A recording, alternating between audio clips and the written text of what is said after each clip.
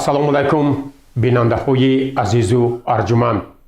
ҳоло ба таваҷҷӯҳи шумо нашри таҳлилӣ ва ҷанбастии ҳафта аз телевизиони симои шаҳри Панҷакейн манзур мегардад. ба ҳамагон маълум аст, ки давоми ҳафтаи сипаришуда дар кишварҳои ҷаҳон ҷумҳурии Тоҷикистон, вилояти Суғ ва шаҳру деҳоти Панҷакейн рӯйдоду воқеаҳои гуногуне ба амал омаданд, ки ҳоло хабарнигорони мо муҳимтарин рӯйдодҳои ҳафтаи сипаришударо барои шумо пешниҳод месозанд.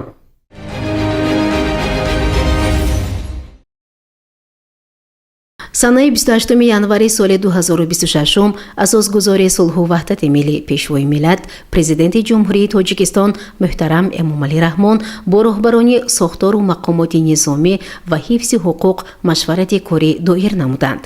сарвари давлат муҳтарам Эмомалӣ Раҳмон ба супоришҳо аз паёми навбатии президенти ҷумҳурии Тоҷикистон ба парлумони кишвар ва маҷлиси васеи ҳукумати ҷумҳурии Тоҷикистон доир ба натиҷаҳои соли 2025 ва вазифаҳо барои соли 2026 таваҷҷӯҳ зоҳир намуда, доир ба иҷрои саривақтӣ ва босамари онҳо дар назди роҳбарони сохторҳои дахлдор вазифаҳои мушаххас гузоштанд. таваҷҷӯҳи зиёд ба масоили мубориза бар зидди ҷинояткорӣ аз ҷумла гардиши ғайриқонунии маводи мухаддир бахусус навъҳои синтетикӣ ва психотропии он зоҳир гардид.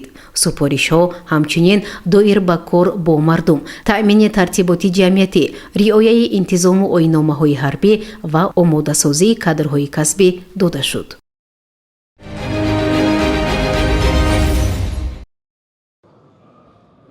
дар маҷлиси фаъолони шаҳри Панҷакейн бо иштироки намояндаи ҳукумати ҷумҳурии Тоҷикистон, президенти Академияи Миллии Илмҳои ҷумҳурии Тоҷикистон Қобилҷон Хушбахтзода, муовини якуми раиси вилояти Суғ Суҳайли Қурбонзода, раиси шаҳри Панҷакейн Абдухолиқ Холиқзода асосан натиҷаҳои ҷанбасти рушди иқтисодӣ ва иҷтимоии шаҳри Панҷакейн дар соли 2025 ва нақшаи вазифаҳо барои соли 2026 мавриди таҳлилу баррасӣ ва нақшабандиҳои навбатӣ қарор гирифт. аз рӯи ин масъала муовини раиси шаҳри Панҷакейн Хусрав Дӯстбойзода гузориши муфассали таҳлилӣ арзёбӣ кард.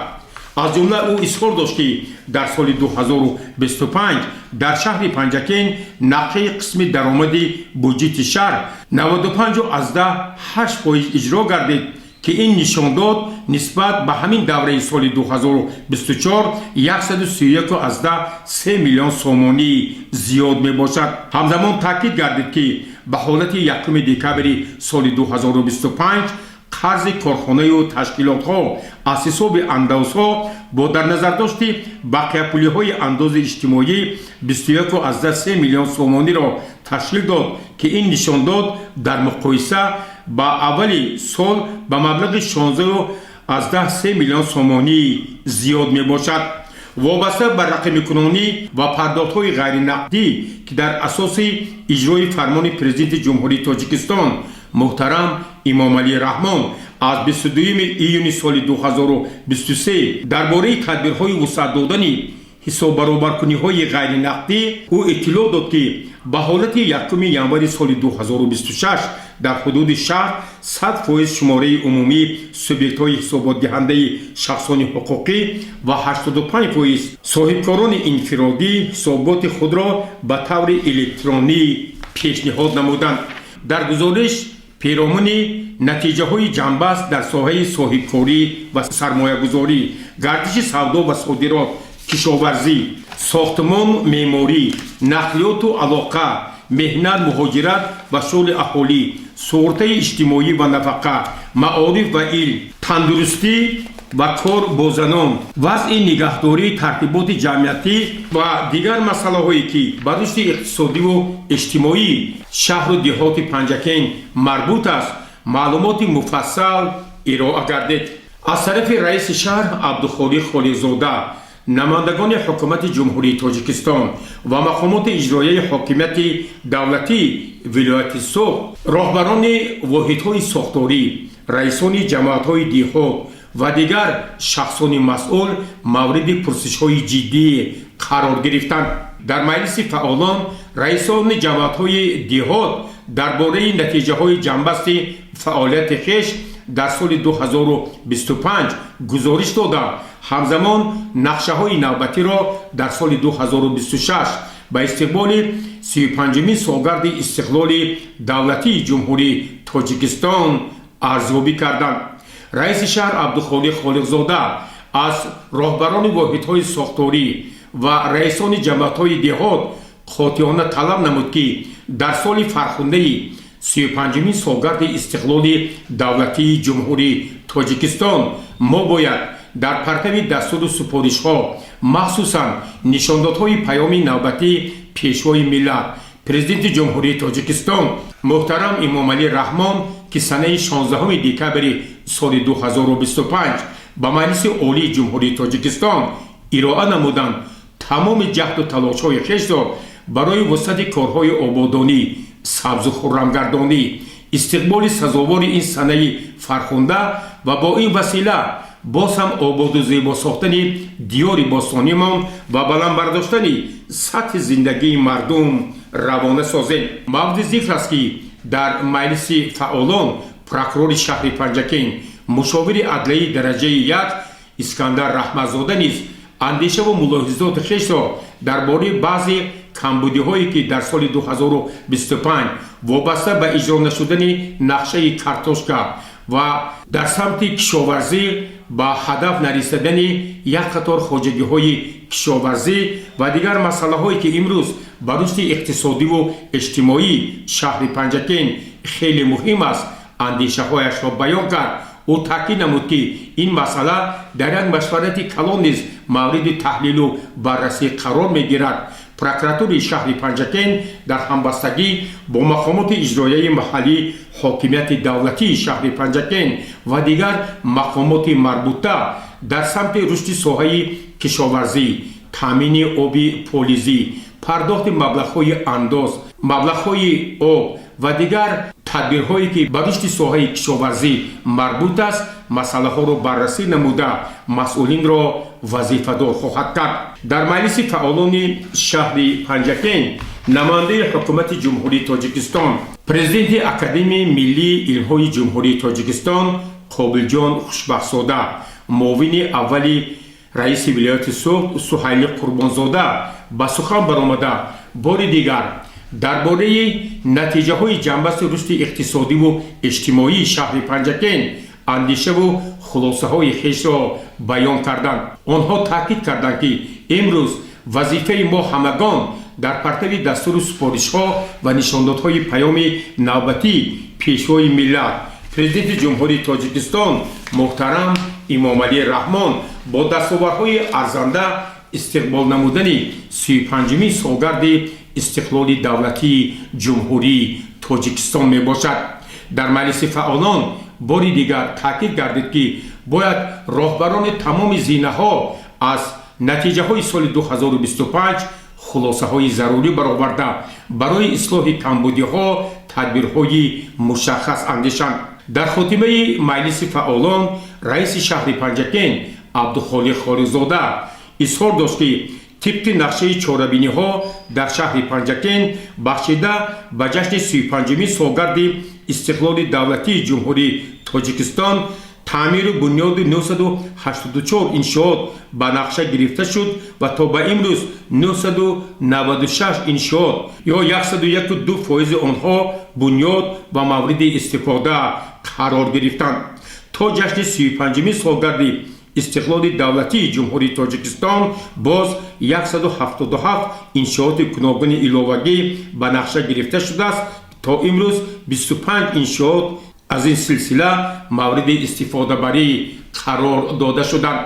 раиси шаҳр Абдухолиқ Холиқзода дар хотимаи маҷлиси фаъолон бори дигар ба ҳукумати ҷумҳурии Тоҷикистон, ба мақомоти иҷроияи ҳокимияти давлатии вилояти Суғд اطمینان داد که مردم پنجکент باستانی در سمت تطبیق سیاست سازنده و دستور سپارش‌ها نشاندادهای پیام پیشوای معظم ملت با یک افتخار وطنداری فعالیت نموده برای باز هم آباد و زیبا ساختن این خطه زیبا و تاریخی تاجیکان سهم ارزنده خویش را می‌گذارند و تا عرفه جشن فرخنده 35 سالگی استقلال دولتی جمهوری تاجیکستان پنجکین باز هم زیبا و معروف و مشهور جهان خواهد شد.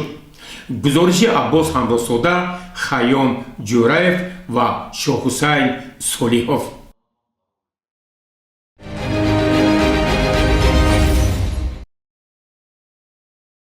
در مقامات اجرایی محلی حکومت دولتی شهر پنجکین از روی نتیجه جنبست رشد اقتصادی و اجتماعی شهر پنجکین همزمان مشخص کردن نقشه وظیفه ها برای سال 2026 نشست مطبوعاتی رئیس شهر پنجکین عبدالخالق خالقزاده با نمایندگان واسطه های اخبار عامه برگزار گردید. در آغاز نشست مطبوعاتی به خبرنگاران مطالب اطلاعاتی درباره جنبست تحلیلی رشد اقتصادی و اجتماعی شهر پنجکین در سال 2025 پیشنهاد گردیده همزمان توسط مانیتورینگ دستاوردهای شهر و دهات پنجکین در سال 2025 در زمینه اجرای دستور سفارش‌ها نشاندادهای پیام پیشوای ملت پرزیدنت جمهوری تاجیکستان محترم امام علی رحمان، رئیس ولایت سوخت محترم رجب احمدزاده و آمادگی به 35 سالگی استقلال دولتی جمهوری تاجیکستان نمایش داده شد. به سوالهای خبرنگاران رئیس شهر عبدالخالق خالقزاده، معاونان سرپرست و دیگر راهبران واحدهای ساختاری جوابهای مشخص دادند. وابسته به اعلان شدن شهر باستانی پنجکین همچون شهر جهانی هنرمندی، رئیس شهر اطلاع داد که در این زمینه از طرف مقامات اجرایی محلی حاکمیت دولتی شهر پنجکین نقشه مکمل تهیه شده. ما پیش از همه برای بنیاد یک آثارخانه سوزنی پنجکین تدبیرهای مشخص را عملی می سازیم و همزمان در همبستگی با شورای جهانی هنرهای مردمی برای اشتراک در همایش‌های بین المللی و همزمان رشد هنری مردمی در شهر پنجکین برای این تدبیر امکانات‌های خیلی خوب فراهم آورده شده است. رئیس شهر عبدالخالق خالقزاده اطلاع داد که با بهتر شدن مناسبت‌ها با جمهوری ازبکستان علاقه برای از نوسازی بازار نزد سرحدی تدبیرها اندیشیده می شود. برای رئیس شهر خبرنگاران درباره بنیاد منبع‌های نو تامین برق نیز سوالها پیشنهاد کردند.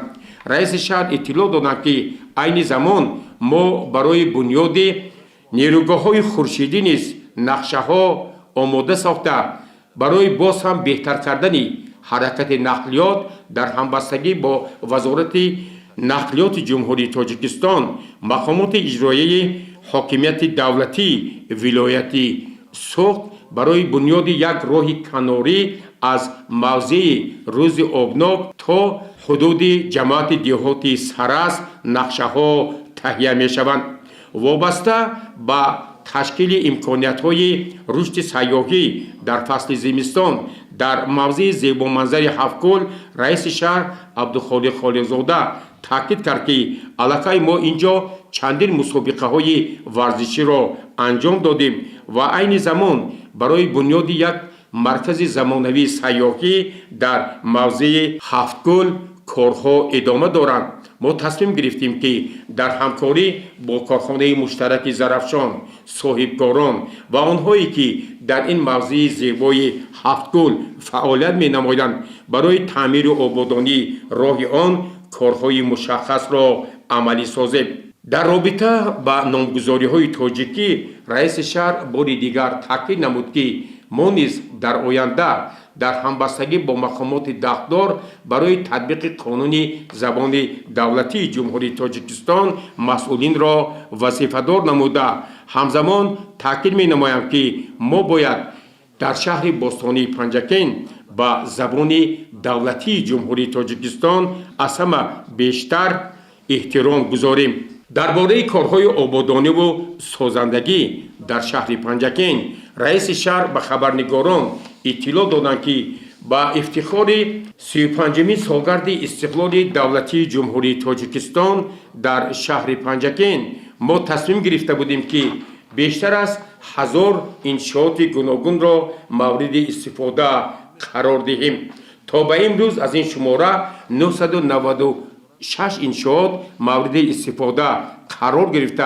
باز تا عرفه 35مین سالگرد استقلال دولتی جمهوری تاجیکستان انشاءات گوناگون علاوگی بنیاد می شود و عین زمان 25 انشاءات جشنی مورد استفاده قرار داده شد. در نشست مطبوعاتی خبرنگاران توجه رهبریت مقامات اجرایی محلی حاکمیت دولتی شهر پنجکین را به کارهای آبادانی و سازندگی، پیش از همه تامین برق، تازه و پیراسته نگاه داشتن شهر، وسعت کارهای تعمیر و آبادانی راهها و در مجموع بهتر نمودن سطح زندگی مردم در دهات ارزیابی کردند. تاکید شد که از طرف مقامات اجرایی محلی حاکمیت دولتی شهر پنجکین برای در سال 2026 در زمینه نشاندادهای پیام پیشوای ملت پرزیدنت جمهوری تاجیکستان محترم امامعلی رحمان که سال وسعت کارهای آبادانی و سازندگی تحکیم خودشناسی ملی اعلام شده است، ما تصمیم گرفتیم که در تمام قلمرو شهر و دهات پنجکین باید کارهای آبادانی همه طرفه گسترش یابد و مردم دیار باستانی پنجکین چون مردم کشور عزیزمان تاجیکستان و ولایت سوخت این جشنواره مقدس را با دستاوردهای خیلی ارزنده استقبال نماییم.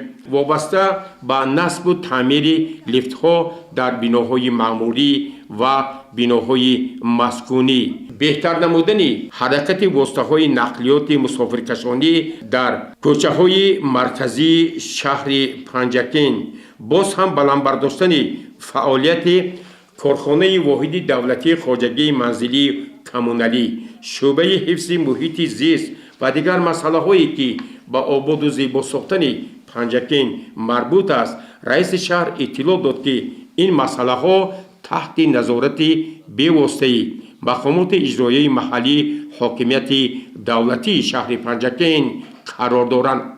به سوال خبرنگاران درباره تعمیر آبادانی پل راه دهه آزادگان، رئیس شهر عبدالخالق خالقزاده تاکید کرد که با این مسئله ما با وزارت نقلیات جمهوری تاجیکستان مراجعت کردیم که در این روند 3 پل از بالای دریای زرافشان تعمیر و از نوسازی گردیده.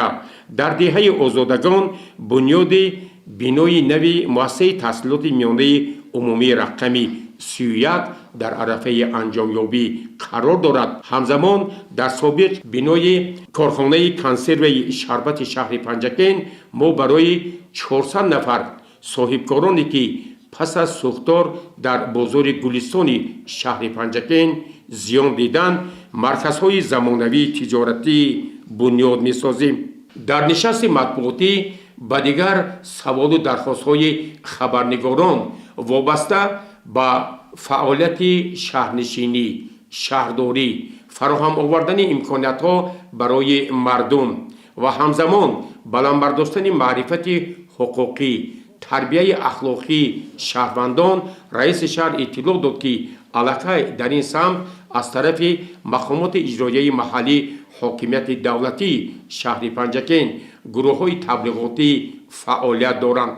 آنها در جریان ملاقات‌ها از سلسله دهه به دهه، مکتب به مکتب و خانه به خانه پیش از همه نشاندادهای پیام پیشوای ملت پرزیدنت جمهوری تاجیکستان محترم امامعلی رحمان، قانون‌های جمهوری تاجیکستان و دیگر موضوعهای مهم روز را شرح و ایضاح می‌دهند.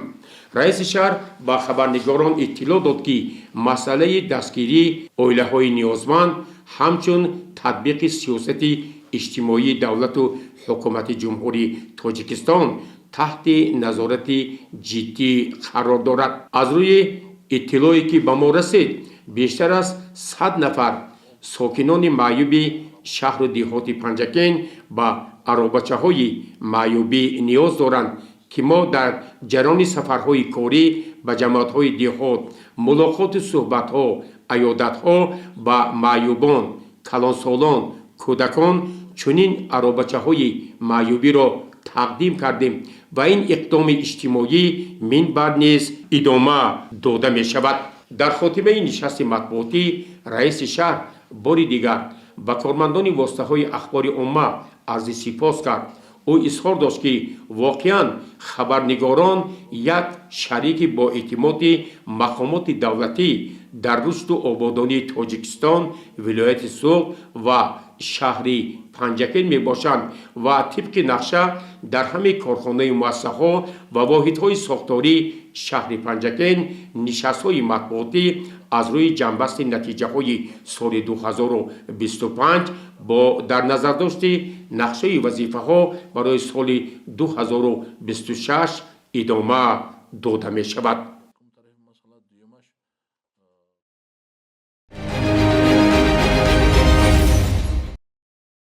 با افتخار 35مین سالگرد استقلال دولتی جمهوری تاجیکستان در شهر و دهات پنجکین بنیاد 1000 انشاءات جشنی به نقشه گرفته شده تا عرفه سال نو میلادی 2026 996 انشاءات مورد استفاده قرار گرفت. همزمان تاکید شده است که تا عرفه این سده فرخنده باز 200 انشاءات علاوگی تعیینات گوناگون ساخته خواهد شد. جریان کارهای آبادانی و سازندگی در شهر پنجکین تحت نظارت رئیس شهر عبدالخالق خالیزاده قرار دارد. رئیس شهر با همراهی معاونان سرپرست و دیگر راهبران مسئول با رفت کارهای آبادانی و سازندگی در انشاءات شهر پنجکین شناس گردید. در درآمدگاه شرقی شهر پنجکین به افتخار 35 سالگی استقلال دولتی جمهوری تاجیکستان گلگشتی به نام ابوالقاسم فردوسی با یک طرح زمانوی نوسازی شده اینجا مجسمه دیگر انشاءاتی به زندگی نامه این شاعر مربوط آمد می افرازد. رئیس شهر عبدالخالق خالیزاده از بیناکاران، معماران و آنهایی که در بنیاد این انشاءات مسئول می باشند قاطعانه طلب کرد که باید کارها با یک سطح بلند و در مهلت پیش بینی شده عملی گردیده همه طلبات معماری در این انشاءات مهم رعایت گردد. در درآمدگاه شرقی خیابانی به نام استاد ابو عبدالله رودکی شهر پنجکین از طرف شرکت‌های بیناکاری محصول و صده 2017 بنیاد بناهای بلند آشیانه با مرام جریان می‌گیرد.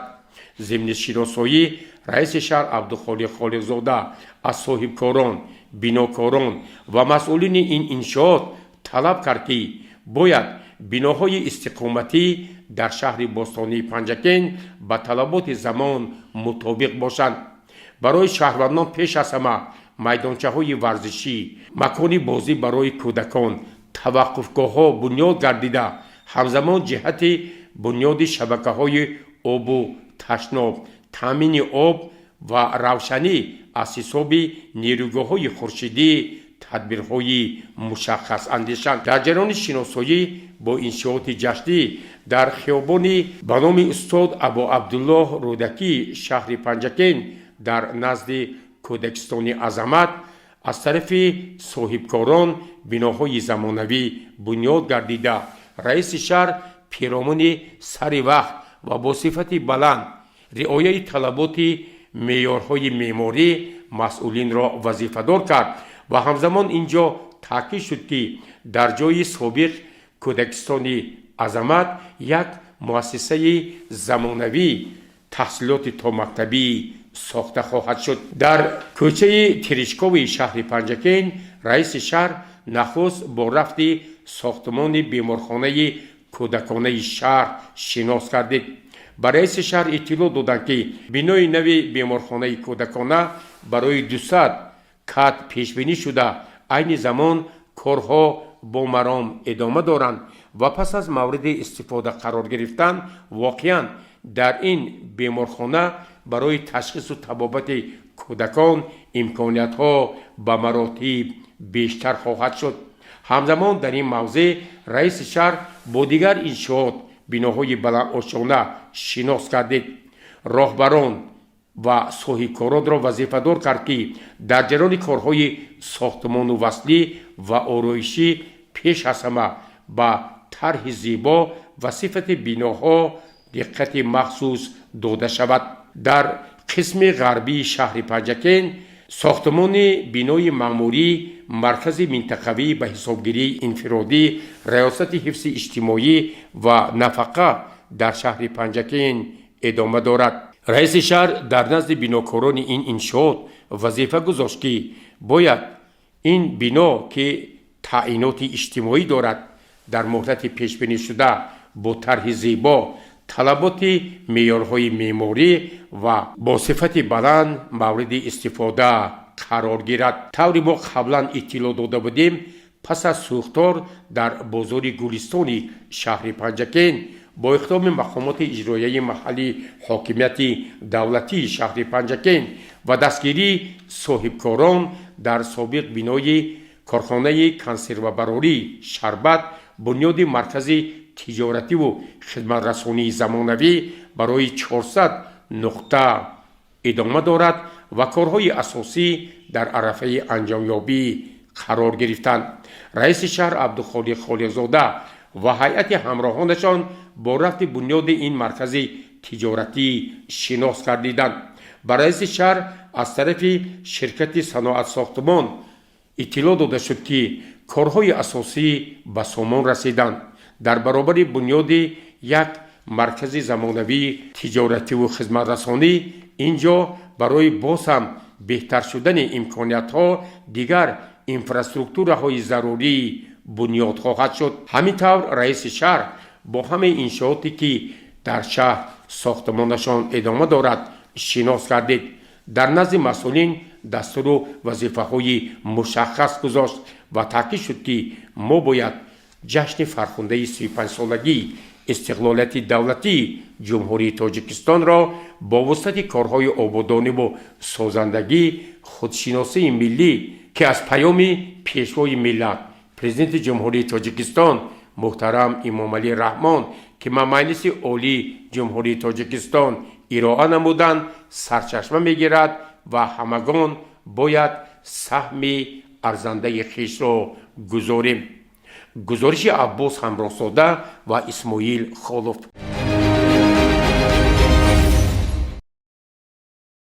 мақомоти иҷроияи маҳаллии ҳокимияти давлатии шаҳри Панҷакент ҷиҳати бо шароити корӣ ва муҳайё намудани ҷой барои тоҷирон тадбирҳои амалӣ меандешад. дар муддати кӯтоҳ мақомоти маҳаллӣ ҷойи маркази савдоро муайян карда баҳри дар шароити хуби корӣ бо савдо машғул будани онҳо чораҳо андешид. моҳи сеюм аст ки бо мақсади ба зудӣ идома додани фаъолияти соҳибкории тоҷирони бозори гулистони ҷамъияти матлуботи шаҳри Панҷакент дар собиқ бинои консервабарории шаҳр корҳои сохтмониву ободонӣ меравад. ин ҷо дар оянда маркази муосири савдо ва хизматрасонӣ ташкил гардида дар масоҳати зиёда аз 780 метри мураббаъ то 400 нуқтаи савдо ва хидматрасонӣ пешбинӣ шудааст. бо мақсади шиносоӣ аз сифат ва рафти корҳои сохтмонӣ раиси шаҳри Панҷакент Абдухолиқ Холиқзода ҳамроҳ бо сардорону роҳбарони мақомоти ҳифзи ҳуқуқи шаҳри Панҷакент ба ин ҷо омаданд. иттилоъ дода шуд ки имрӯзҳо дар ин ҷо зиёда аз 100 нафар коргарон бо корҳои рангубор ва ороиши нуқтаҳои савдо машғуланд. гуфта шуд ки пас аз мавриди истифода қарор гирифтани маркази нави савдову хидматрасонӣ тамоми савдогарони бозори гулистони ҷамъияти матлуботи шаҳри Панҷакент ва дигар савдогарон низ метавонанд дар ин ҷо бо тиҷорат машғул шаванд. ёдовар мешавем ки моҳи ноябри соли сипаришуда бозори гулистон маъруф бо номи Лата бозор ҳодисаи нохуши сӯхтор ба амал омада тамоми ҷиҳози тоҷирон ба коми оташ рафту зарари калонӣ моддӣ диданд ва мақомоти маҳаллӣ барои тоҷирон ҷиҳати таъмин намудани онҳо бо шароити мусоидикорӣ дар талош буда ҳамчун кӯмак аз фонди раиси шаҳри Панҷакент 300 000 сомонӣ ба онҳо кӯмакпулӣ ҷудо гардид. Раиси шаҳри Панҷакент Абдухолиқ Холиқзода ва сардорони мақомоти ҳифзи ҳуқуқ ба масъулони ширкати бинокорӣ барои дар кӯтоҳтарин фурсат бо риояи меъёрҳои сохтмонӣ анҷом додани корҳо дастурҳо доданд. гузориши Муинисата Мулоева ва Шоҳҳусайн Солиҳов.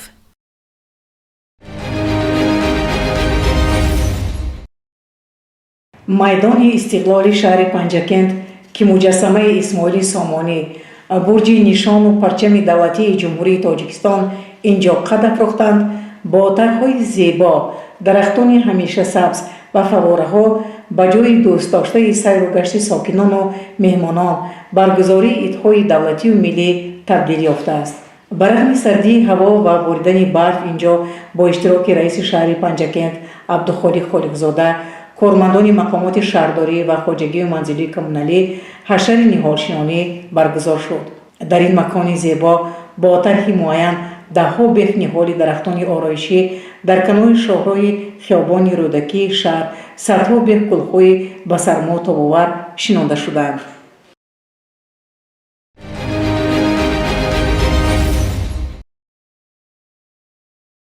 дар доираи сазовор истиқбол намудани ҷашни фархондаи давлату миллат 35-мин солгарди истиқлоли давлати ҷумҳурии Тоҷикистон, сокинони шаҳру деҳоти Панҷакент корҳои бунёдкориву созандагӣ, ободониву хӯрамгардониро ба роҳ монданд. ин аст ки дар доираи нақшаи омодагиҳо ба ҷашни соҳибистиқлолии кишвар наздик 1000 иншооти таъиноти гуногун мавриди истифода қарор дода шуд, ки ин ба 101.2% нақша баробар мебошад.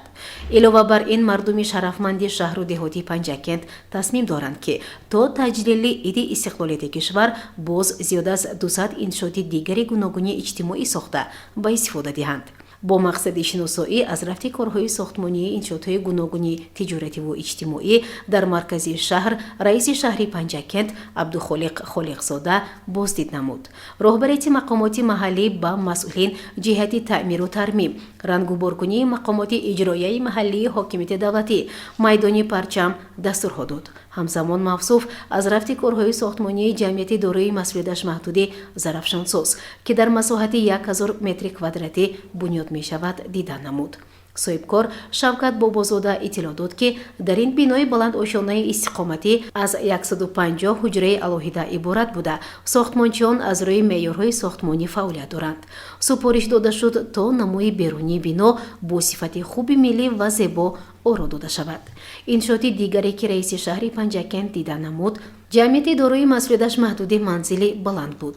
ба гуфти соҳибкор Иброҳим Бобоев, бино аз 14 ошона 60 ҳуҷраи истиқоматӣ иборат буда дар масоҳати зиёда аз 600 метри квадратӣ бунёд хоҳад шуд. айни замон зиёда аз 10 нафар сохтмончиён бо бунёди иншооти истиқоматӣ машғуланд. инчунин раиси шаҳри Панҷакент барои ба тартиб овардани канори роҳ, ранг кардани роҳравҳо ва хати махсуси мошингузар, сафолатпӯш намудани роҳҳои пиёдагард, зебову тоза намудани саҳну атрофи биноҳои гуногуни иҷтимоӣ, марказҳои савдову хизматрасонӣ, нуқтаҳои савдо, тарабхонаву ошхонаҳо дар муҳлати пешбинишуда ба анҷом расонидани сохтмони биноҳои баландошонаи бунёдшаванда, ташкили ҳашарҳои ободонӣ, омодагӣ ба мавсими сабзкорию гулшинонӣ, шиноидани ниҳолҳои ороишӣ ва дигар корҳои ободонию тозакорӣ ба масъулин дастуру супоришҳо дод. инчунин супориш шуд то номгузории ҳама мағозаву нуқтаҳои савдо аз рӯи Қонуни Ҷумҳурии Тоҷикистон дар доираи қонунҳои амалкунанда номгузорӣ карда шуда номи зебову пурмаънии тоҷикӣ гузошта шавад. ҳамчунин рекламаву шитҳои эълонҳо низ иваз карда шаванд.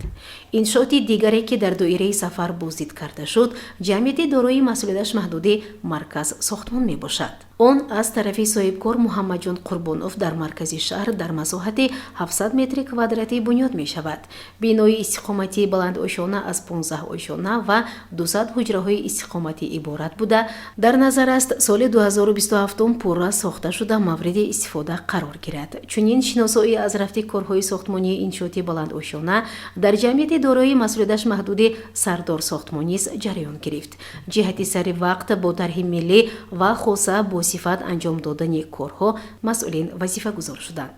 таъкид шуд ки бо бунёди биноҳои баландошона панҷакенти бостонӣ ба шаҳри зеботару муосир табдил гашта рӯз аз рӯз ободу зебо мешавад.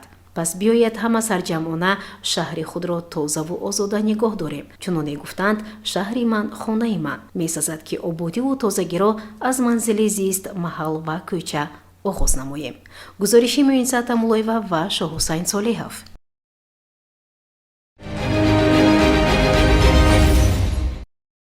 дар шаҳри бостонии Панҷакент ҷашни миллии сада бо иштироки васеи сокинон, кишоварзон, намояндагони ҷамоатҳои деҳот ва роҳбарияти шаҳр бо шукӯҳу шаҳмати хос баргузор гардид. ин ҷашн ки рамзи омодагӣ ба фасли баҳор ва оғози корҳои кишоварзӣ ба шумор меравад, фазои идона ва рӯҳии меҳнатдӯстро дар миёни иштирокчиён фароҳам овард.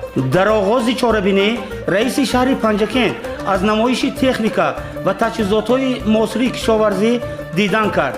дар намоиш тракторҳо, техникаҳои коркарди замин ва дигар воситаҳои техникии хоҷагиҳои кишоварзӣ ба маърази тамошо гузошта шуданд. раиси шаҳри Панҷакент Абдухолиқ Холиқзода бо масъулин ва мутахассисони соҳа суҳбат намуда аз сатҳи омодагии кишоварзон ба мавсими нави киштукор изҳори қаноатмандӣ кард ва таъкид намуд ки истифодаи техникаи муосир омили муҳими рушди соҳаи кишоварзӣ ва таъмини амнияти озуқаворӣ мебошад. механизатори шаҳри Панҷакент аз ҷамоати деҳоти Халифа Ҳасан мана чизе ки дестед имрӯз дар Панҷакент ид ҳаст, иди ҷашни сада ҳама хурду калон хурсанд ида ҷашн гирифтосем. ин ид зиндашавии табиат мо ҳама механизатору ба кишту кори имсола 100% тайёр ҳастем. сипас раиси шаҳр аз хаймаҳои ҷамоатҳои деҳот боздид ба амал овард. дар ин хаймаҳо маҳсулотҳои гуногуни кишоварзӣ аз ҷумла ғалладона, меваю сабзавот, маҳсулоти коркардшуда, инчунин ҳунарҳои мардумӣ ва таомҳои миллӣ ба намоиш гузошта шуданд.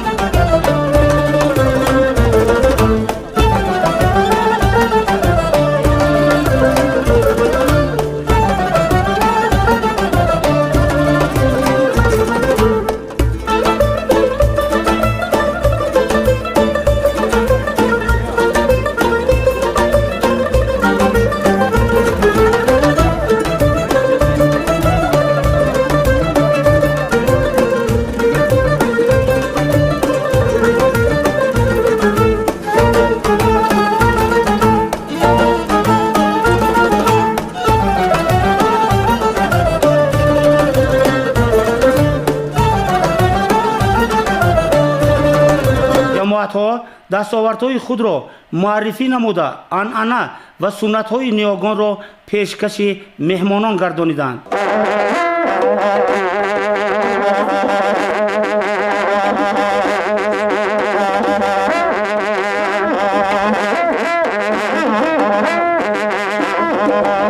سیهوشنگ ماند این صدا یادگار، بچه باد که او دیگر شهریار که از آباد کردن جهان شاد کرد، جهان به نیکی از او یاد کرد.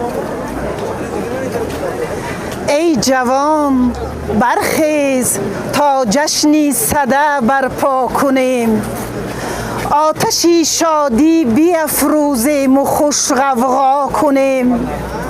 آن شکوه و فر دیرینه که از ما گم شده، در جهانی پرزینه رنگ و فسون پیدا کنیم. کامرانی بسته بر کار است و کرداری درست، چند روز دفتری گفتاری بیجا تا کنیم. آتش جشن صدا آتش مهری وطن است کاندر این ملک نخواهد که شبی تار بود. در چنین جشن طرب آر خورشید دیگر گر بتابد ز دل خاک سزاوار بود.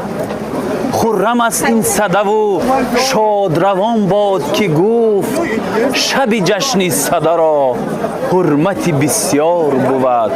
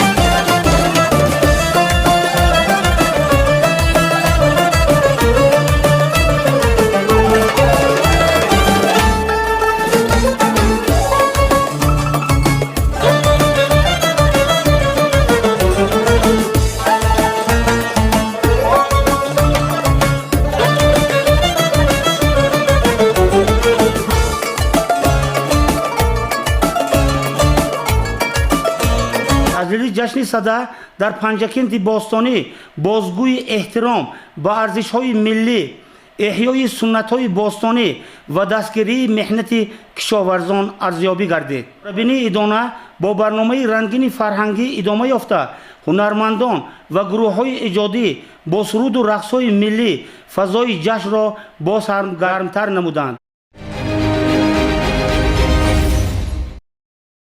روز شنبه 24 январи соли равон раиси шаҳри Панҷакент Абдухолиқ Холиқзода шаҳрвандонеро ки барои ҳалли масоили худ ба қабули шаҳрвандон омада буданд ба ҳузур пазируфт.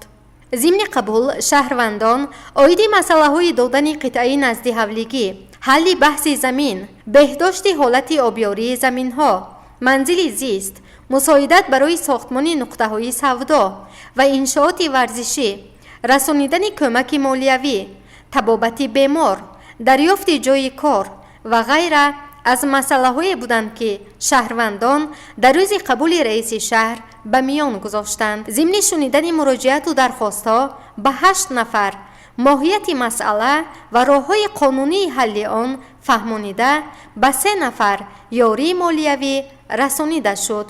дар маҷмӯъ барои баррасӣ ва ҳалли қонунии муроҷиати 16 нафар шаҳрвандон ба ниҳодҳои марбутаи шаҳрдорӣ ва роҳбарони ташкилоту муассисаҳо дастур ва супориш дода шуд.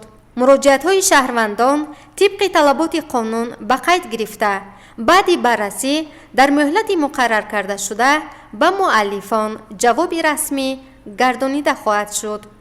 гузориши Дилафрӯзи Ҳафиз و اسماعیل جان خالف. با مقصد شناسایی از رفت کارهای آبادانی و سازندگی و خرمگردانی رئیس شهر پنجکند عبدالخالق خالقزاده به جماعت دهاتی وارو رفت.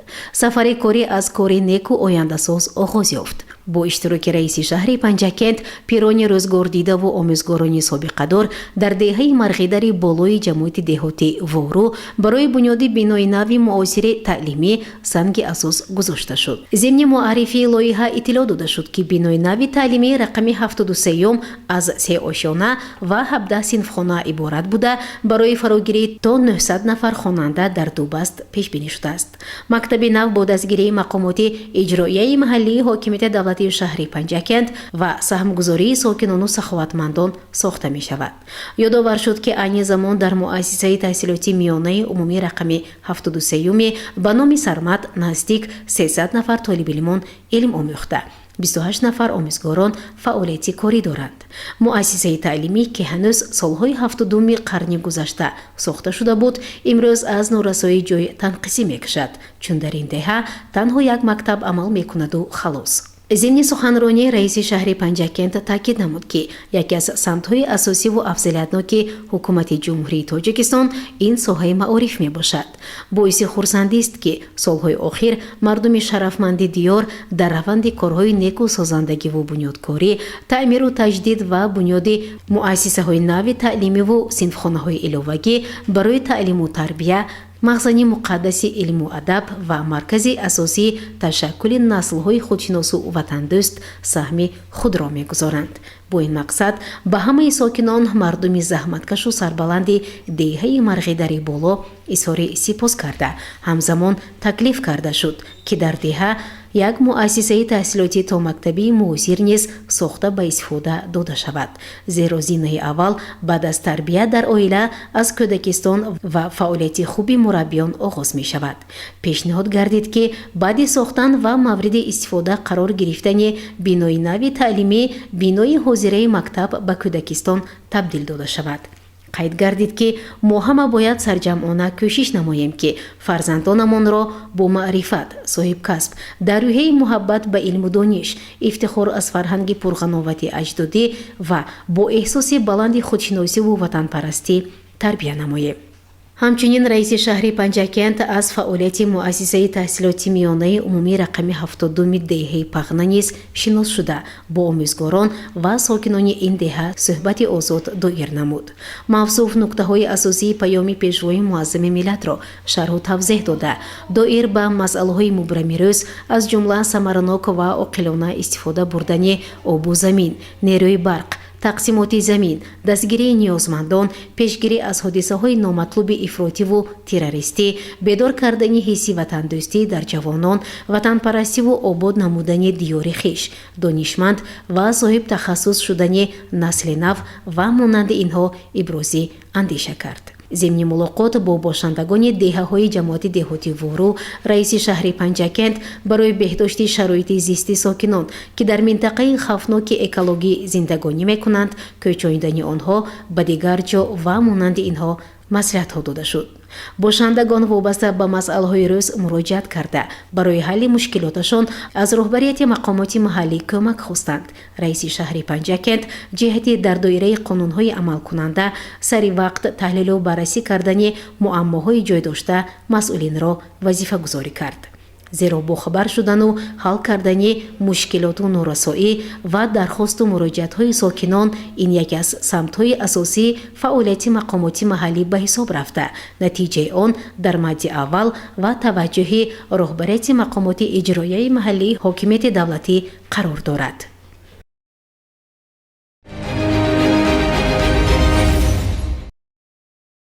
дар идомаи сафар раиси шаҳри Панҷакент Абдухолиқ Холиқзода бо рафти бунёди 25 хонаи истиқоматӣ барои муҳоҷирони экологӣ дар наздикии деҳаи гулистони ҷамоати деҳоти Вору шинос гардид.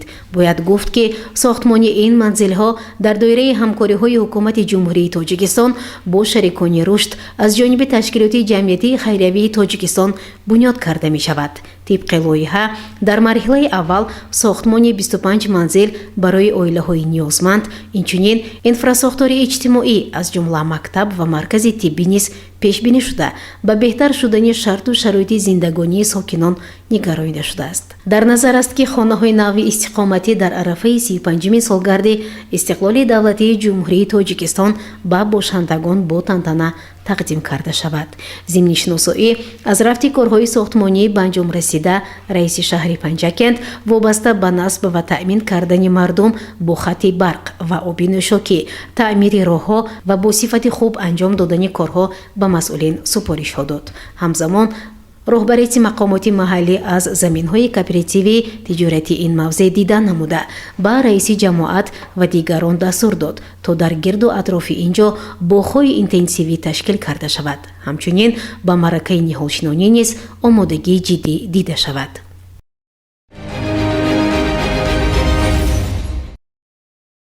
дар идомаи сафари корӣ ба ҷамоати деҳотӣ вору раиси шаҳри панҷакент абдухолиқ холиқзода аз фаъолияти корхонаи муштараки Brotec Tajikistan Mining Investment Limited шинос шуд.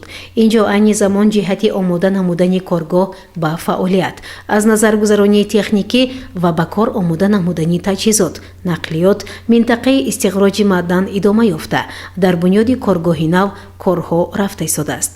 гуфта шуд ки дар назар аст баъди корҳои созандагӣ, таъмир ва мунфаршкунии роҳ дар назар буда, баъди ифтитоҳи коргоҳ то 200 нафар бо ҷойи кори доимӣ ва маоши хуб таъмин хоҳанд шуд. инчунин аз тарафи корхонаи муштараки Brotec Tajikistan Mining Investment Limited бунёди як муассисаи таълимии муосир ба нақша гирифта шудааст. ёдовар шуд ки баъди танаффуси зиёд барои ба кор андохтани корхонаи муштараки Brotec Tajikistan Mining Investment Limited воқеъ дар деҳаи рукноботи ҷамоати деҳотӣ вору оғоз ёфта, соли ҷорӣ ба фаъолият оғоз хоҳад кард.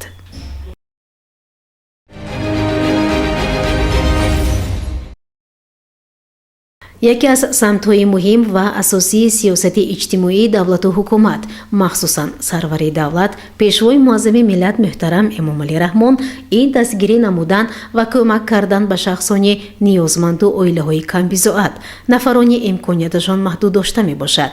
дар ин самт роҳбарияти мақомоти иҷроияи маҳаллии ҳокимияти давлатии шаҳри Панҷакент ин сиёсати пешгирифтаи ҳукуматии кишварро пайваста амалӣ намуда талош меварзад то дар ҳар сафари корӣ аз зиндагии чунин қишри ҷомеа бохабар бошад. дар доираи сафари корӣ ба ҷамоати деҳотӣ вору раиси шаҳри Панҷакент Абдухолиқ Холиқзода чанд шахсони ниёзманд ва имконияташон маҳдудро аёдат карда ба онҳо аробача ва кӯмаки моливу моддӣ низ дастрас кард. инчунин раиси шаҳри Панҷакент бо сокини деҳаи Зимтӯт Абдураҳмон Раҷабов дидор ва мулоқот кард. чанде пеш дар хонаи ӯ ҳодисаи нохуши сӯхтор ба амал омада зарари калон дида буд. гуфта шуд ки бо дастгирии ҳамдиҳаҳо ҳоло бунёди манзили нав барои ин оила оғоз шуда, ҳоло корҳои сохтмонӣ бо маром идома дорад. таъкид шуд ки мақомоти иҷроияи маҳаллии ҳокимияти давлатии шаҳри Панҷакент барои расонидани ҳама гуна ёрии зарурӣ ба ин оилаи зиёндида омода аст. зеро давлату ҳукумат мақомоти иҷроияи маҳаллии ҳокимияти давлатӣ барои дастгириву ғамхории сокинон тадбирҳои зарурӣ амалӣ менамояд. гузориши Муиниса Атамуллоева ва Шоҳусайн Солиҳов.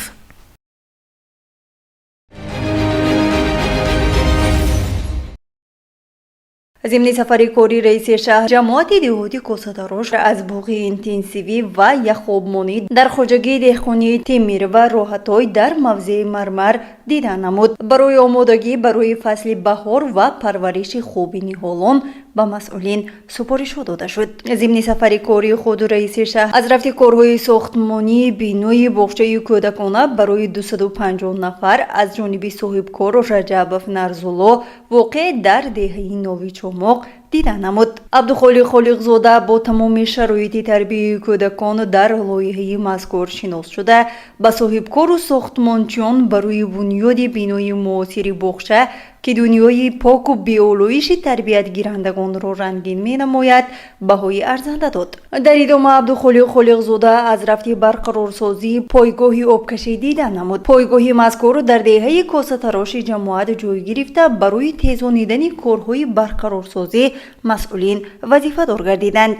ҳамчунин аз рафти корҳои сохтмонии бинои синфхонаҳои иловагӣ воқеъ дар назди муассисаи таҳсилоти миёнаи умумӣ рақами 86 деҳаи Нови Чомоқ боздид гардид. гуфта шуд ки бо зиёд шудани шумораи хонандагон дар муассисаи мазкур мушкили ҷойи нишаст ба вуҷуд омада, бо бунёди синфхонаҳои иловагии мазкур он аз байн хоҳад рафт. таъкид гардид ки амалӣ гардидани барномаҳои гуногуни давлатӣ дар самти таъмини пешрафту рушди маориф, сохта ва ба истифода додани иншооти гуногуни соҳа, таъмини таълимгоҳҳо бо таҷҳизоти муосир, иштирок ва ғолибияти устодон, омӯзгорону мураббиён ва хонандагони муассисаҳои таълимӣ дар озмунҳои касбию фаннӣ ва қадршиносии онҳо аз ибтикори самарабахши ҳукумати мамлакат ва мақомоти иҷроии ҳокимияти давлатии шаҳр ҳисоб рафта, ҷиҳати баланд бардоштани сатҳи таълиму тарбия ва рушди маорифи миллӣ مساعدت می نماید. رئیس شهر برای در مهلتی پیش بینی شده و با صفت خوب به استفاده دادن آنها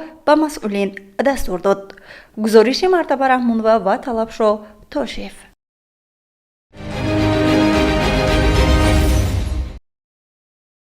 در شهر پنجکент سال 2025 یک گرمخانه زمانوی با مبلغ 6 میلیون سومانی با 10 جای کاری و مساحت 7392 متر کوادراتی بنیاد گردید. در مجموع در 2 سال اخیر در همکاری با شریکان رشد و بخش خصوصی 85 عدد گرمخانه تجارتی و عائلوی ساخته به استفاده داده شده است. یکی از چنین گرمخانه ها در شهرک سوغدیان با مبلغ گذاری کارخانه مشترکی سرافشان ساخته شده است و در آن نوع‌های گوناگونی کبودی ها پرورش کرده می شود. همچنین در میدان اطراف گرمخانه نوع‌های گوناگونی نهال‌های آرایشی نیز شناخته شدند. ضمن بازدید از گرمخانه برای استفاده با ثمر هر وجب زمینی آن رویانیدن حاصل فراوان پمیدار و بادرینگ و کبودی ها در آن مسئولین دستور و سپارش ها گرفتند. ساکن دهه کوسه‌تراش دهاتی کوسه‌تراش شهر پنجکent زینورا لطیف زاده همگی 7 سال دارد. او با امر تقدیر و بیماری از پای روان محروم گردیده است. ضمن سفر کاری رئیس شهر عبدالخالق خالقزاده او را عیادت نموده به او عروبچه معیوبه تحفه کرد. شادی او را حد و کنار نبود. در این سفر همچنین ساکن دهه نوی چماق معیوبی گروهی یکم سهراب سلاموف نیز عیادت کرده به او عروبچه معیوبی و مواد خوراکه تقدیم گردید. رئیس شهر عبدالخالق خالقزاده در رفت سفر کاری با فعالیت و رفت بنیاد کارگاه خرد دوزندگی و نقطه دندان پزشکی صاحبکار ایلهام اسرائیلوف در دهه چهارباغ است. در کارگاه دوزندگی 12 نفر بانوان دهه به کار جلب شده، 3 نفر دکتر و کارمند میانه طبی با کار افتادگان در نقطه دندان پزشکی خدمت طبی می رسانند. در ادامه سفر با مسئولین بنیاد پایگاه آبکشی و تجدید کانال در دهه کوسه‌تراش که با مبلغ گذاری کارخانه مشترک زرافشان برای آبیاری 160 هکتار زمین در موضع دشت کلان ساخته می شود شناس شده، برای وسعت دادن کارها سپارش داده شد. گزارش مرتبه رحمان و طلبشو توشیف.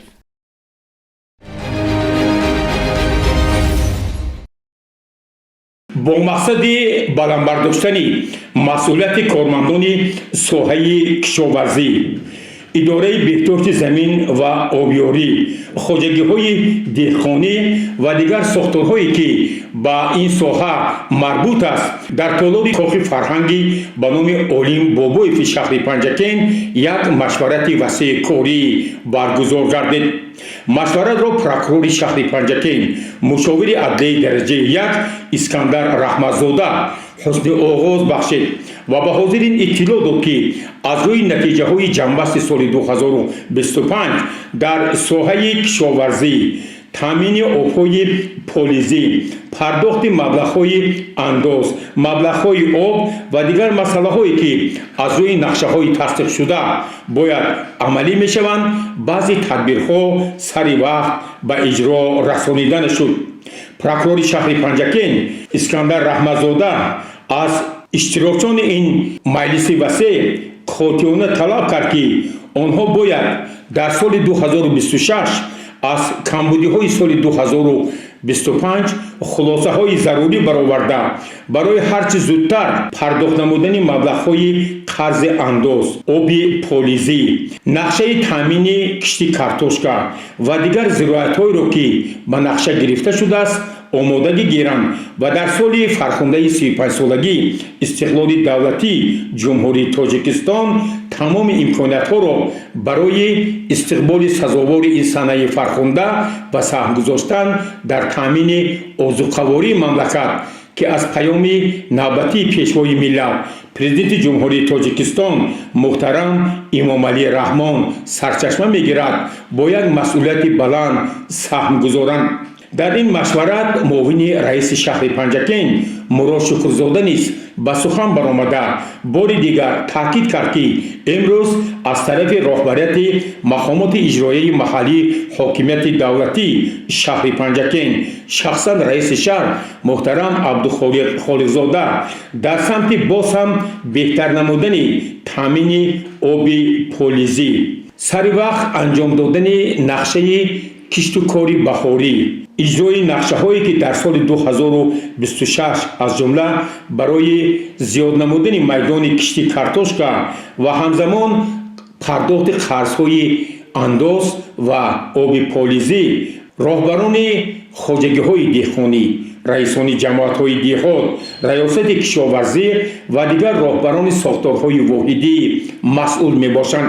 дар ин машварати васеъи корӣ аз тарафи прокурори шаҳри Панҷакент ва муовини раиси шаҳри Панҷакент роҳбарияти раёсати кишоварзии шаҳри Панҷакент идораи беҳтиёҷи замин ва обёрӣ раисони хоҷагиҳои инфиродӣ ва деҳқонӣ раисони ҷамоатҳои деҳот мавризи пурсишҳои ҷиддӣ қарор гирифта ҳамзамон онҳо барои ислоҳи камбудиҳо андешаву мулоҳизоти хешро баён карданд. дар хотимаи ин машварати корӣ ба роҳбарони масъул ҷиҳати таъмини нақшаҳо ва вазифаҳо дар соли 2026 супоришҳои мушаххас дода шуд. гузориши Аббос Ҳамросода ва Талабшоҳ Тошиф.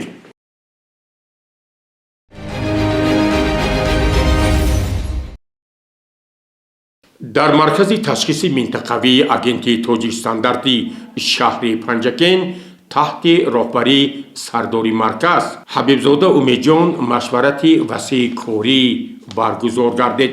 дар оғози ин машварат Умедҷон Ҳабибзода ба ҳозирин иттилоъ дод ки санаи 7 январи соли равон дар агентии тоҷикстандарти назди ҳукумати ҷумҳурии Тоҷикистон ҷаласаи ҳайати мушовара баргузор гардид ки зимни он асосан фаъолияти ин сохтори назоратӣ дар соли 2025 таҳлилу баррасӣ гардида барои соли 2026 нақшаю вазифаҳо мушаххасу муайян шуданд. дар машварат таъкид шуд ки дар асоси қарори ҷаласаи ҳайати мушоварии агентии тоҷикстандарти назди ҳукумати ҷумҳурии Тоҷикистон дар назди роҳбарият ва кормандони маркази ташхиси минтақавии агентии тоҷикстандарти шаҳри Панҷакент нақшаҳои мушаххас гузошта шудааст. дар машварат бори дигар аз ҳамаи сардорони шӯъбаҳо бахшҳо ва кормандони масъули маркази ташхиси минтақавии агентии тоҷикстандарт даъват ба амал оварда шуд ки онҳо бояд дар соли 2026 дар заминаи нишондодҳои паёми асосгузори сулҳу ваҳдати миллӣ пешвои миллат президенти ҷумҳурии Тоҷикистон муҳтарам Имомалӣ Раҳмон қарорҳои ҷаласаи ҳайати мушовара аз 7 январи соли равон ва дигар супоришҳои мақомоти болоӣ бо як масъулияти ҷиддӣ муносибат намуда дар соли 2026 дар соли таҷдили 35 солгарди истиқлоли давлатии ҷумҳурии Тоҷикистон бо як масъулияти баланд дар татбиқи нақшаҳо воситаи корҳои тарғиботиву ташвиқотӣ баландбардоштани маърифати мардум ва дар заминаи қонунҳои амалкунандаи соҳаи стандартҳои давлатӣ ҷиҳати ҳимояи бозори истеъмолӣ аз молу маҳсулоти пастсифат хатардор ва дар ин замина ҳифзи ҳуқуқҳои истеъмолии шаҳрвандон тадбирҳои мушаххасро амалӣ созанд. дар хотимаи ин машварати корӣ сардорони шӯъбаи бахшҳои маркази ташхиси минтақавии агентии тоҷикстандарт дар шаҳри Панҷакент низ таъкид карданд ки дар заминаи дастури супоришҳои пешвои муаззами миллат президенти ҷумҳурии Тоҷикистон муҳтарам Имомалӣ Раҳмон ва қарорҳои ҷаласаи ҳайати мушоварии агентии тоҷикстандарти назди ҳукумати ҷумҳурии Тоҷикистон фаъолияти хешро боз ҳам густариш бахшида барои омодагӣ ба 35-солагии истиқлоли давлатии ҷумҳурии Тоҷикистон саҳми арзандаи худро мегузоранд.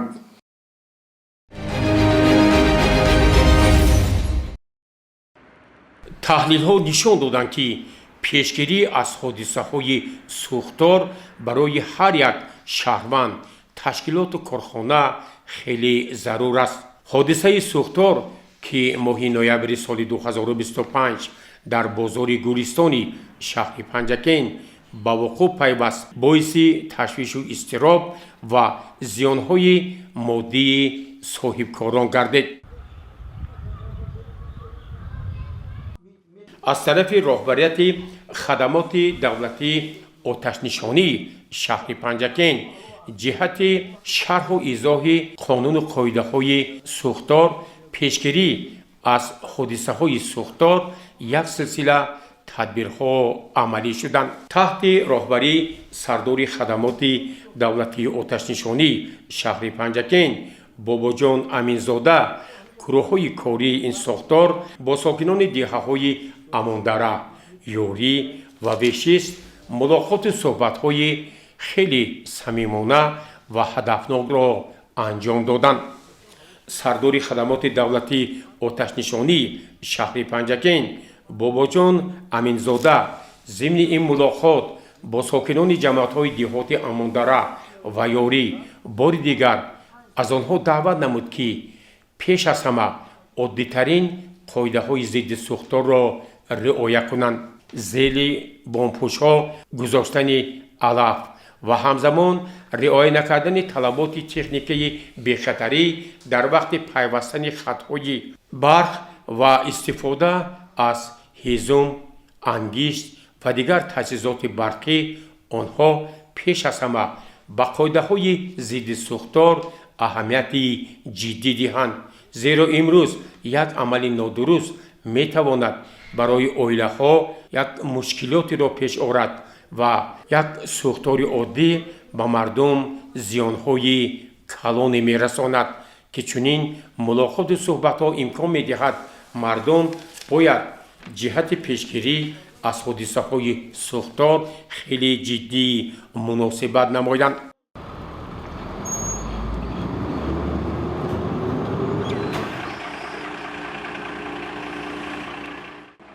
дигар мушкилие ки дар шаҳри Панҷакент ва диҳоти он ба мушоҳида мерасад танг ва вуҷуд доштани баъзе монеаҳо дар роҳи ҳаракати нақлиёти махсускардонидашудаи оташнишонӣ мебошад.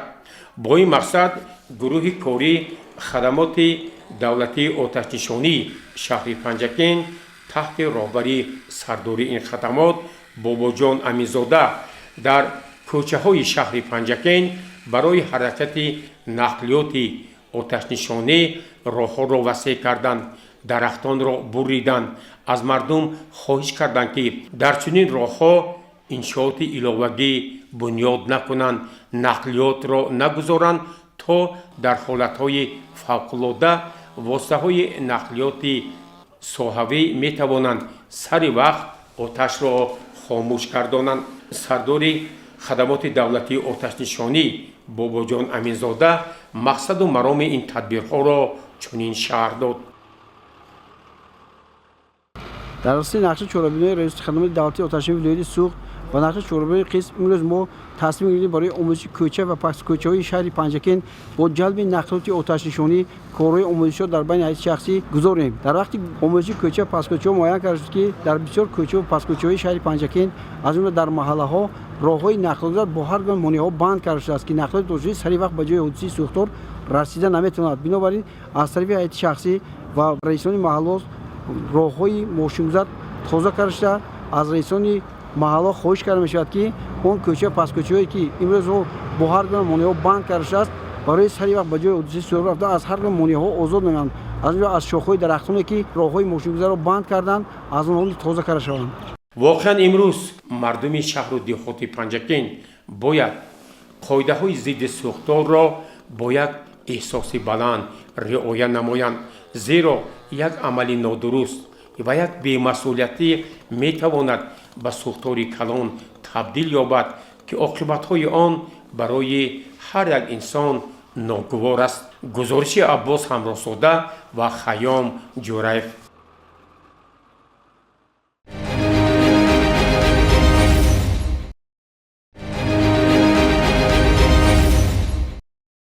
дар нишасти матбуотӣ бо иштироки роҳбарияти корхонаи давлатии фаръии обрасонӣ ва канализасияи шаҳри Панҷакен, идораи давлатии беҳдошти замин ва обёрии ҳавзаи дарёи Зарафшон, корхонаи обдиҳо, хабарнигорон асосан пиромони фаъолияти ин муассисаҳои хидматрасонӣ аз рӯи натиҷаҳои ҷамъбасти соли 2025 ва нақшаю вазифаҳои оянда саволҳои худро матраҳ карданд. аз рӯи иттилои сардори идораи давлатии беҳдошти замин ва обёрии ҳавзаи дарёи Зарафшон Ибодулло Мансурзода, айни замон дар мувозинаи ин идора 6 канал, 18 пойгоҳи обкашӣ шомил буда 10 ассотсиатсияи истифодабарандагони он бо ин идора ҳамкорӣ доранд. соли 2025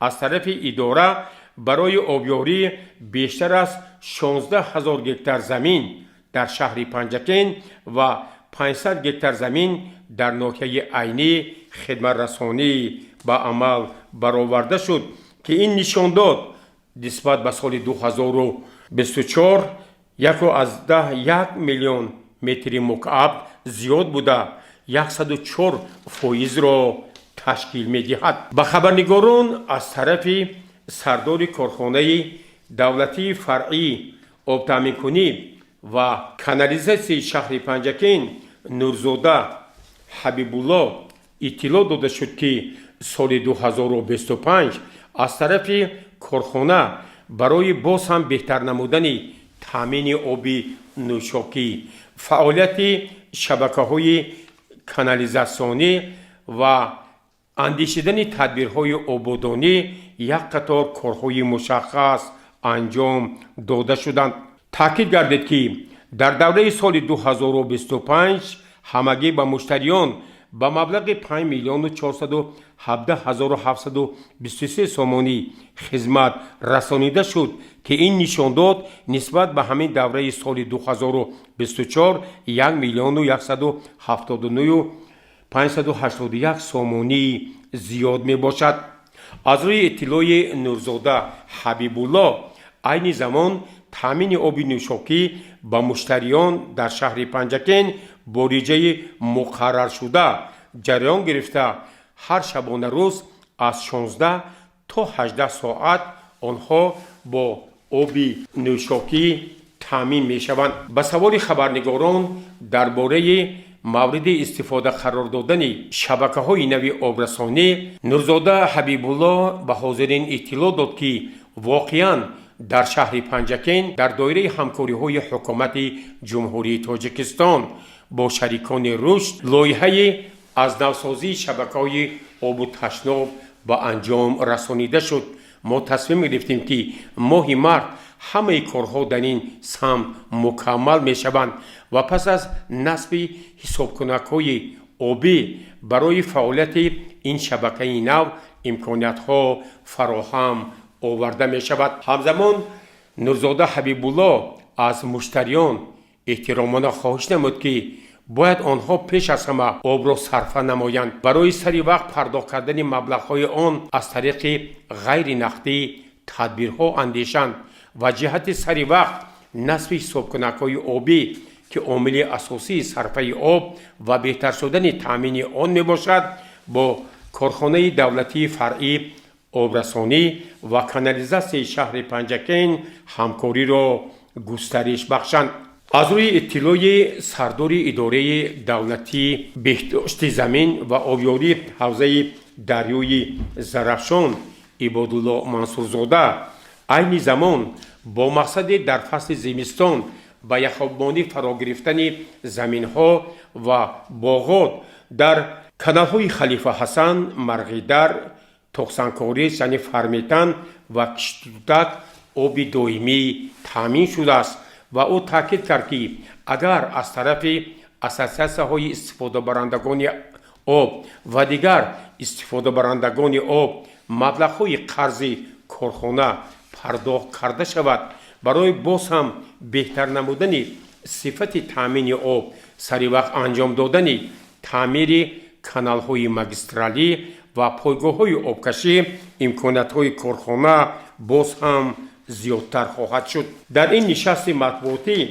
از طرف راهبر کارخانه آبدهات فرخ امیرخانов به خبرنگاران تاکید شد که عین زمان از طرف این کارخانه در جماعت دهاتی سرس برای تامین آب به ساکنان این جماعت کارهای مشخصی انجام داده شدند. در دهه باستانده و دیگر دهه‌های جماعت سرس برای بهتر نمودن تامین آب نوشاکی با مبلغ گذاری شریکان روش از جمله صندوق آقاخان یک قطار تدبیرها اندیشیده می شود.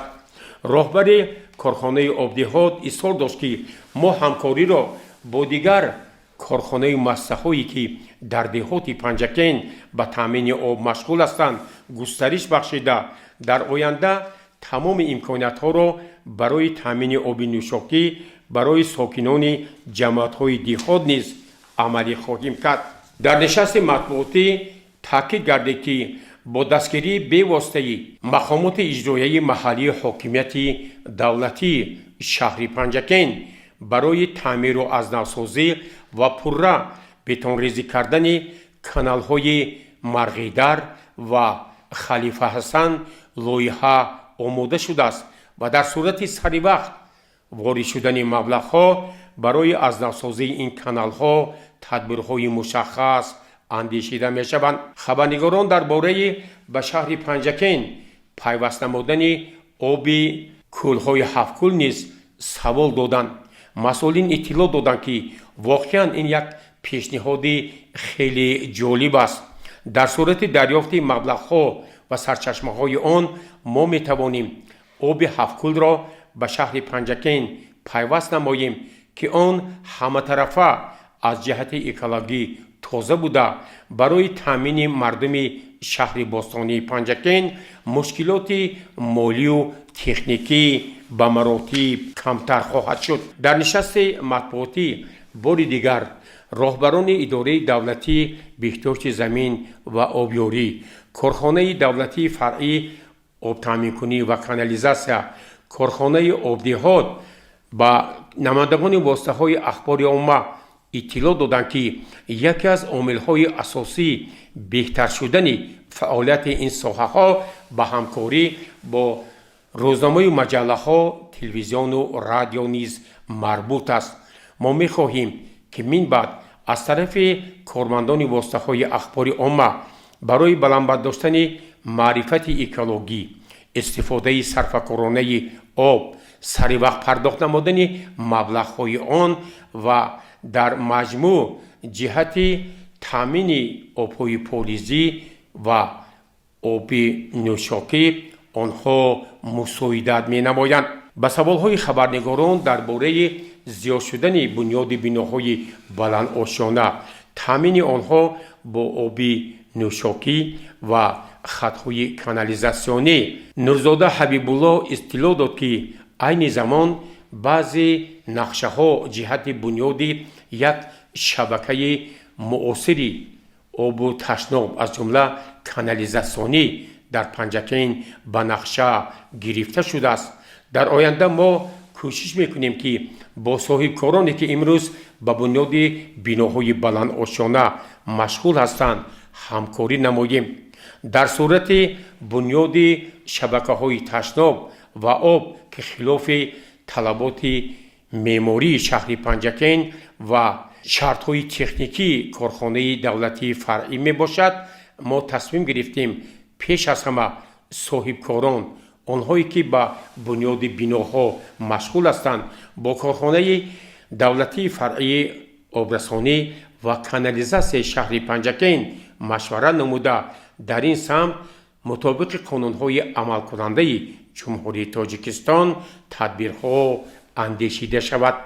همینطور در خاتمه این نشست مطبوعاتی بار دیگر راهبران این کارخانه‌هایی که فعالیت آنها بر رشد ساحه کشاورزی و شهر و شهرداری خیلی مهم است اطلاع دادند که تمام فعالیت ما در سال 2026 سال فرخنده 35مین سالگرد استقلال دولتی جمهوری تاجیکستان با اصلاح کمبودی‌های سال 2025 سر وقت آماده ساختن پایگاه‌های آبکشی به موسم نوی کشت و کار و از ماه مارس آغاز نموده جهت به مردم پیشنهاد کردن خطهای آبی نوشاکی از روی لایحه نو و نصب حسابکنک‌های آبی می باشد که در این سمت ما با همکاری با مردم، راهبران تشکیلات و کارخانه‌ها و کارمندان واسطه‌های اخبار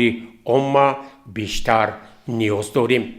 گزارش عباس همراه‌زاده و اسماعیل خالف.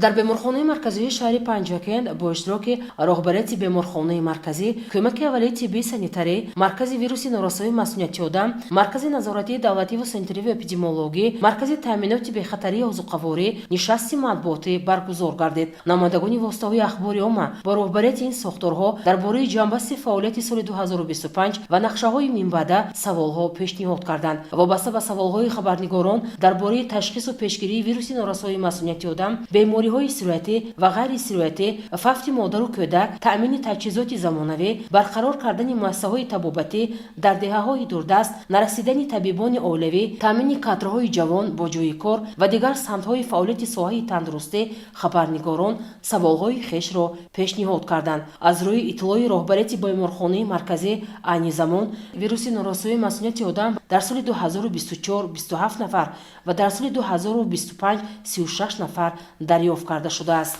راهبریت مرکزی ویروس نورسایی مسئولیت آدم برای روزنامه‌نگاران عاید تشخیص و طبابت و شخصان گرفتاری بیماری ویروس نورسایی مسئولیت آدم که رایگان است سخن کرد. در نشست مطبوعاتی نماینده مرکز نظارتی دولتی سنتری و اپیدمیولوژی و خبرنگاران اظهار داشت که بیماری گپاتیت و بیماری بروسلیوز در جماعت دهات فراب در بین اهالی سال تا سال زیاد شده ایستاده است و قید نمود که باید چاروای کلان و معده امکوبی کرده شود. از طرف راهبریت مرکز تامینات بی‌خطری عضوقواری و نمایندگان واسطه‌های اخبار عامه خبر داد که برای پیشگیری بیماری‌های چاروا و امگذرانی در اکثر جماعت و دهات شرایط‌های ضروری تامین کرده در این مسئله تامین کادرهای صاحب اختصاص نیز ضرور میباشد. درباره فعالیت ترغیبات تشخیص و طبابت بیماری‌ها از طرف نماینده کمک اولیه طبی سانیتاری به خبرنگاران گفته شد که فعالیت طبیبان اولوی تحت نظارت قرار داشته در همه شعبه‌های درمانگاه مرکز سلامتی برای تشخیص بیماری‌ها امکانیت‌ها سال تا سال بهتر می‌شود. گزارش دلشاده حلیمова و شاه حسین صالحов.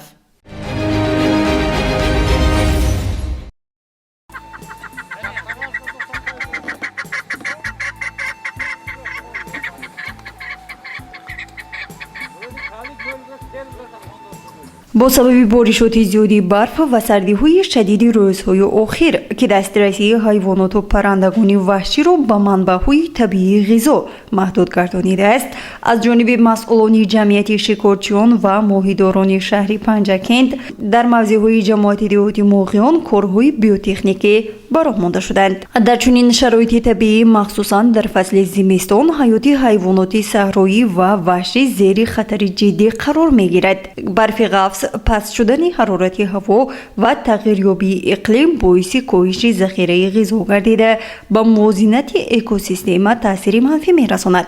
از این رو تطبیق چاره‌های بیوتکنیکی همچون یکی از راه‌های اساسی حفظ عالمی حیوانات ارزیابی می‌شود. در دایره این تدبیرها جنگلبانان و متخصصان ساحه در منطقه‌های معین شده جایهای مخصوص غذادهی را تشکیل نموده برای حیوانات و پرندگان وحشی خوراک علاوه‌ای گذاشتند. این اقدام امکان می‌دهد که حیوانات زمستان را بی خطر پس سر نموده شماره و گوناگونی بیولوژی آنها حفظ گردد. کارهای بیوتکنیکی در شهر پنجکند ادامه منطقی همین سیاست اکولوژی در سطح محلی میباشد. متخصصان بر آن نظرند که در شرایط تغییریابی اقلیم و افزایش ظهورات طبیعی غیر مقرری از جمله سردی‌های شدید و بارشات برف، حفظ عالم حیوانات به یکی از عنصرهای مهم امنیت اکولوژی تبدیل می‌یابد. کارهای انجام یافته در موضع جماعت دهاتی موقعیان بار دیگر ثابت می‌سازد که در شرایط سردی‌های زمستان نیز دولت و ساختارهای مربوطه برای حفظ ثروت‌های طبیعی بی‌طرف نیستند، زیرا حفظ طبیعت حفظ زندگی و آینده نسل‌ها میباشد. گزارش مرتبه رحمانова و اسماعیل جان خالف.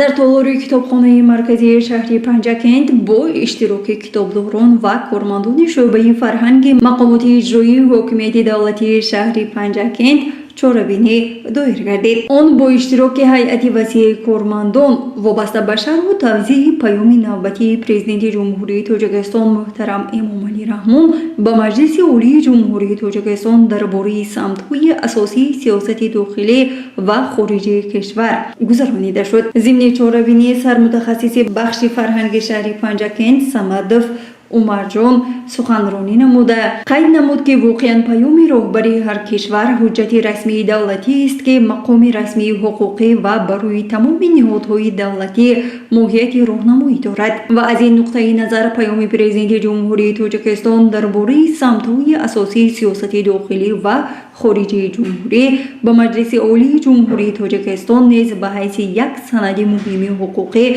در راه بهبود بخشی حیات سیاسی، اجتماعی، فرهنگی و در مجموع تمام جنبه‌های زندگی جامعه مقام و منزلت و نفوذ و اعتباری بیشتر دارد. مدیر مخزن کتابخانه مرکزی محمدی و پروینه سخنرانی نموده ذکر نمود که واقعا پیام پیشروی ملت به مجلس عالی جمهوری تاجیکستان حجت تقدیرساز در سمت پیشرفت تمام ساحه‌های حیاتاً مهم جامعه تاجیکستانی عزیزمان محسوب یافته دستور و هدایت‌هایی که در نزد هر یک ساحه گذاشتند باید چون دستور اساسی افضلیت داشته و برنامه روی میزی هر یک کارمند ساحه معین باشد و جهت اجرای پوره و سریع وقتی آنها تدبیرهای ضروری عملی کرده شود. گزارش مرتبه رحمانova و اسماعیل جان خالف.